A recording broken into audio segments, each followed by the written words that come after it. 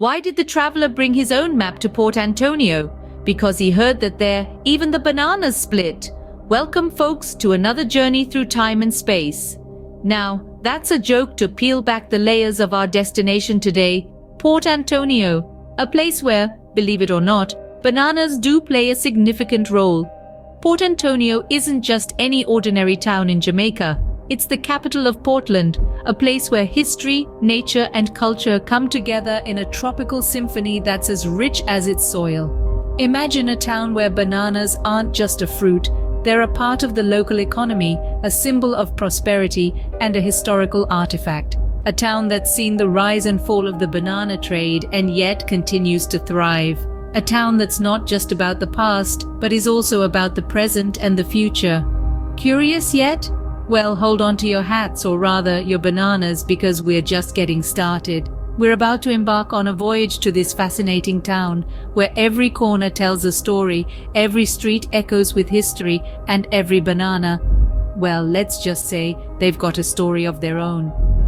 Let's dive into the past and unravel the story of Port Antonio. Our story begins in a time when Port Antonio was known as Puerto Anton, a humble settlement in Spanish Jamaica, a land where the air was filled with the sweet fragrance of tropical fruits and the soft whispers of the Caribbean Sea. In the early days, Puerto Anton was a place where life moved at the rhythm of the sea waves, where the sun was the only clock, and where the locals led a simple life, untouched by the hustle and bustle of the modern world. The heart of this community was the sea, their lifeline and the source of their sustenance. But as the tides of time rolled in, so did change. In the year 1723, Puerto Anton was given a new identity. It was renamed Port Antonio and was officially recognized as a capital, a significant milestone in its history. As a capital, it was no longer just a humble settlement but a region of significance, a place that had earned its spot on the map of Spanish Jamaica. But Port Antonio was not content with just being a capital. It had dreams of grandeur, dreams of becoming a stronghold, a beacon of strength in the vast sea, and so it embarked on a journey to transform itself. Brick by brick, stone by stone, Fort George was built, marking a new chapter in Port Antonio's history. Fort George wasn't just a structure of bricks and mortar, it was a symbol of Port Antonio's resilience, its determination to protect its people and its land. It was a fortress that watched over the sea, standing tall and proud, a testament to the spirit of Port Antonio. And so, from a quiet, humble settlement, Port Antonio evolved. It grew into a picturesque capital, and then into a naval stronghold. Each step in its journey was a step towards creating an identity, a distinct personality that would set it apart. From a humble settlement to a naval stronghold, Port Antonio was steadily carving out its place on the map. Now, imagine a time when the scent of ripening bananas filled the air, marking the beginning of a golden era for Port Antonio. Transport yourself back to the 1880s, where the humble banana reigned supreme. This tropical fruit, often taken for granted in our modern grocery stores, was the catalyst for an economic boom in this Jamaican town. The banana trade was not just about fruit, it was about progress, prosperity, and a promise of a brighter future. As the banana boats sailed in and out of the harbour, the town of Port Antonio flourished. The once small and quiet parish was transformed into a bustling hub of activity. The streets were alive with merchants, traders, and labourers, all working towards the shared goal of making Port Antonio the banana capital of the world. But the banana boom was not just about the locals. It had a far-reaching impact, extending beyond the borders of Jamaica.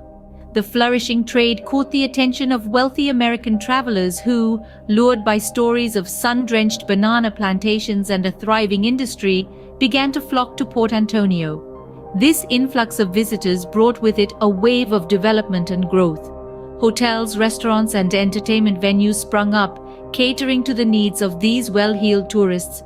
The bananas, in essence, were the stars of the show, but the supporting cast was just as important.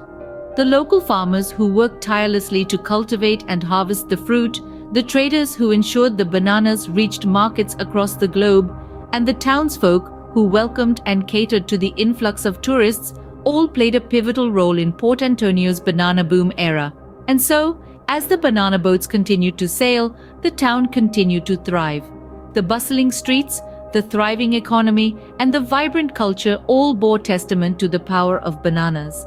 The golden era of Port Antonio was not just marked by the scent of ripening bananas, but by the hustle and bustle of a town in its prime. The banana boom not only brought wealth, but also a wave of travelers, transforming Port Antonio into a bustling hub. The humble banana had not just changed the fate of a town, but it had also left an indelible mark on its history.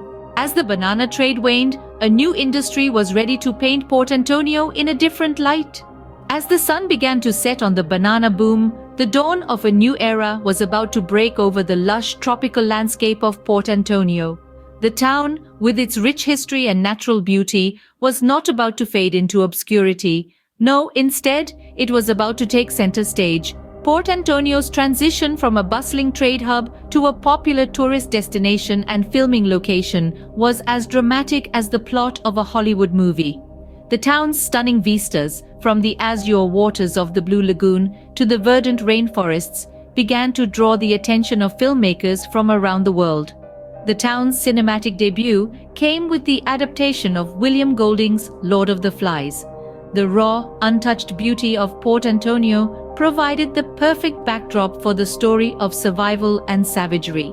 The success of the movie put Port Antonio on the map, and soon other filmmakers followed suit.